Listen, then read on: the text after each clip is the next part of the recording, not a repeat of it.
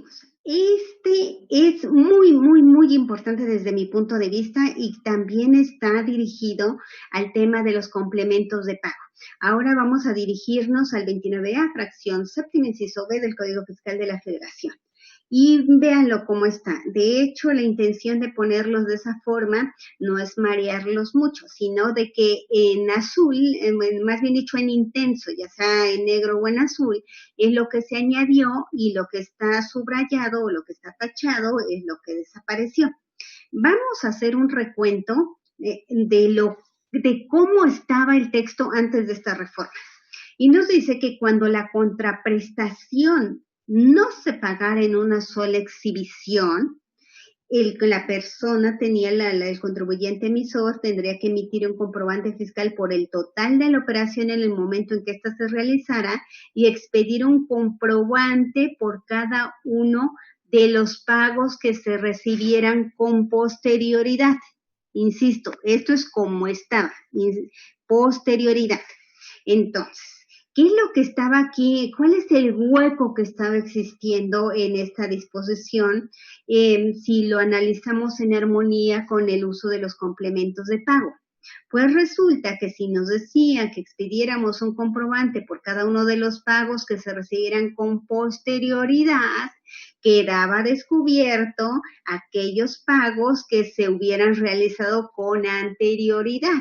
Entonces, al momento en que desaparecen esta palabrita, significa que ahora sí el margen se amplía en tiempo, tanto antes como después. Yo tengo la obligación de expedir el complemento de pago, siempre y cuando estén realizándose el pago de un comprobante de ingresos. Ahora, ¿cuál es el otro gran detalle que está apareciendo? Hasta antes de esta reforma, nos decían que cuando no se pagara en una sola exhibición, entonces significaba, bueno, no me pagan en una sola exhibición, pero no me le están pagando al momento de expedir el comprobante. Entonces, como no se está dando el supuesto, porque sí se está pagando en una sola exhibición, no importando el momento, pues entonces no tengo que expedir el complemento de pago. Entonces, esta era otra situación que quedaba, era el otro hueco que existía en esta disposición. Ahora, para llenar esos huecos, insistimos, están perfeccionando la norma para que la autoridad pueda ejercer más fluidamente sus facultades respecto del uso de toda esta tecnología informática que rodea un comprobante fiscal. Entonces, ¿cuál es el escenario hoy en día? Cuando no se pague en una sola exhibición, y está resaltado aquí con azul e intenso, que es lo que se incorporó, pagándose en una sola exhibición, se realice de manera diferida, es decir, aparece el término diferido, se debe de emitir el comprobante fiscal de ingresos y posteriormente o en las veces en que resulte necesario se expedirá un comprobante fiscal digital por internet por cada uno de los pagos del resto de los pagos que se reciban, es decir, se reciban antes, después, pero que estén relacionados o que tengan que ver con el comprobante de ingresos, yo tengo que emitir este complemento de pagos. Ojalá se logre ver cuál fue la intención, el alcance de esta reforma, de este párrafo, que pareciera estar, insisto, si lo leemos de manera aislada, sin tener todo el contexto, puede perderse la intención y en consecuencia no darnos cuenta de que ahora ya está reformado y está regulado debidamente en Código Fiscal de la Federación el debido uso del complemento de pago, que si hacemos memoria también es muy parecido a las reglas de resolución miscelánea que regula la expedición del complemento de pago. Y dicho sea de paso, esta regla es la 27135. La parte final que se elimina, que también es importante analizarla, nos decía que los comprobantes que emitiéramos por los pagos debiera de llevar desglosados los impuestos, las tasas de impuestos y los impuestos retenidos. Si ustedes también hacen memoria de un complemento de pagos, no se desglosan estos conceptos. En consecuencia, era incongruente la norma con lo que estábamos haciendo en la vida diaria, porque ese formato del complemento de pago no lo diseñamos nosotros, está diseñado bajo una estructura técnica que la misma autoridad diseñó y que le puso a disposición del contribuyente para que nosotros lo utilicemos. A ver, creo que ya otra vez. Ya, muchas gracias. Y continuamos otra vez. Y bueno, ya creo que resumiendo, para regresar y concluir con esta lámina, la aparición del concepto de diferido y la ampliación del momento, es decir, no nada más los pagos que recibamos con posterioridad, sino cualquier tipo de pago, independientemente del momento, debemos de expedir el complemento de pago y se armoniza con la realidad, eliminándose la parte final del texto. Ahora seguimos con los requisitos y entramos a otro párrafo que pareciera no indicar gran cambio, pero si nosotros otra vez nos remitimos a esta pantalla en donde se tacha lo que desapareció y se resalta lo que se incorporó, podemos ver que tiene un alcance interesante. Otra vez, vamos a leer cómo estaba antes de la reforma. Y nos indicaba, los comprobantes digitales por Internet que se generen para efectos de amparar retenciones, y concluía, deberán contener los requisitos que determine el SAT. Si se dan cuenta, únicamente estaba enfocado a los comprobantes que ampararan retenciones. ¿Y qué pasaba con todo lo demás?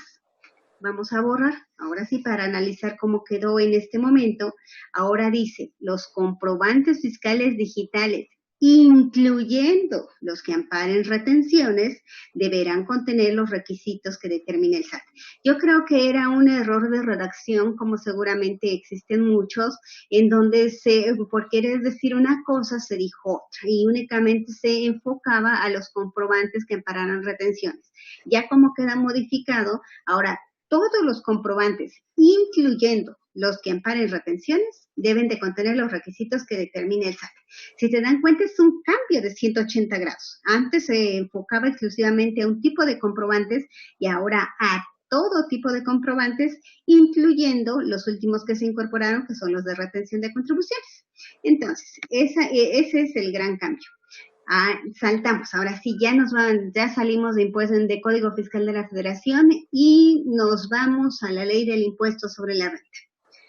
Antes de empezar este análisis, porque vamos a ingresar ya el tema de los ingresos de plataformas tecnológicas, creo que hay muchas inquietudes porque se ha hablado mucho, que hubo muchos cambios respecto de las plataformas tecnológicas y cómo nos afecta o cómo puede afectarle a las personas físicas que obtienen ingresos de este tipo. Creo que podemos comenzar diciendo que lo único que afecta a las personas físicas que obtienen ingresos derivados de plataformas tecnológicas es lo que está en pantalla. Todo lo demás que se ha hablado, que sí hay más cambios, no digo que esto sea el único, pero insisto, lo único que afecta a las personas físicas que obtienen ingresos derivados de plataformas tecnológicas es el cambio de tasas que aparece en la pantalla. Las demás reformas van dirigidas a los residentes en el extranjero y a los intermediarios. Entonces, todas las multas, la adecuación, la flexibilización, no va dirigido a las personas físicas que directamente obtienen los ingresos. Porque muchas veces ante toda la campaña de difusión y todo lo que se ha hablado de las plataformas tecnológicas, la gente que tiene ingresos de este tipo pudiera estar inquieta de que se reformó en gran medida, y no. La gran reforma es la desaparición de las tablas. Recordemos que hasta 2020, y aquí se los puse como referencia, hasta 2020, dependiendo del tipo de ingreso, y recordemos que hay 3 tipos de ingresos que se distinguen dentro de los ingresos de plataformas, que son los servicios de transporte terrestre de pasajeros y entrega de bienes, los servicios de hospedaje y por último la enajenación de bienes y prestación de servicios. Son los 3 grandes grupos. Y hasta 2020 existía una tabla progresiva para cada una de ellas. E iba lo mínimo era el 0.4%, y lo máximo era un 10%, dependiendo en qué grupo nos ubicáramos. Resulta que en la iniciativa original, y esto fue una situación que me llamó la atención, la iniciativa de reducción de tasas no derivó o no se originó en el Ejecutivo. Es decir, lo que nosotros conocemos que presenta el Ejecutivo para su análisis ante las cámaras, no contemplaba esta reducción. Esta iniciativa de reducción de tasas se origina, y vamos a ver la siguiente lámina, en la Comisión de Hacienda y Crédito Público, en el cual, que si bien es cierto que reconocen que es un esquema de simplificación en el cumplimiento de las obligaciones, también reconocen que ha implicado, y se los estoy resumiendo y pues se los estoy resaltando con amarillo para que me hagan favor de seguirme. Han significado retos operativos importantes y una labor de alta exigencia operativa y de mayor complejidad administrativa, no para quienes reciben los ingresos, sino para quienes están obligados a efectuar la retención. Y siguiendo con este análisis, la Comisión de Hacienda y Crédito Público es la que propuso tener una tasa de retención única por tipo de actividad. Según esta iniciativa, dice que están calculadas considerando un coeficiente de utilidad implícito para cada actividad. Y bueno, esto es de llamar la atención, porque si ya habían hecho un análisis para la determinación o para esta propuesta de reducción de tasas, ¿cómo se justificaría que finalmente no hubieran quedado esas tasas que propuso la Comisión de Hacienda y quedaran todavía más reducidas por una propuesta del Senado? Entonces, no únicamente resalto esto porque es de llamar la atención. Y entonces, derivado de todo esto, ellos proponen reformar el artículo 113A. Y entonces regresamos ahora sí para ver cómo quedó. Una iniciativa de la Comisión de Hacienda. Entonces ellos proponían reducirlo, o sea, desaparecer estas tablas, las cuales sí desaparecieron, y establecer una tasa única del 2.8, del 5 y del 2.4. Y así se aprobó en la Cámara de Diputados. Cuando llegó esta iniciativa para la Cámara de Senadores, lo redujeron todavía más. Y finalmente estas son las que quedaron. Para 2021 sí tenemos una tasa única, sí desaparecen las tablas, pero todavía más reducidas que la iniciativa original. En términos generales, que el universo mayormente se vio beneficiado, pero existe un segmento, por ejemplo, si nos ubicamos en las del hospedaje, aquellos que estaban pagando a una tasa del 2% por el nivel de ingresos, ahora resulta que van a pagar una tasa del 4%.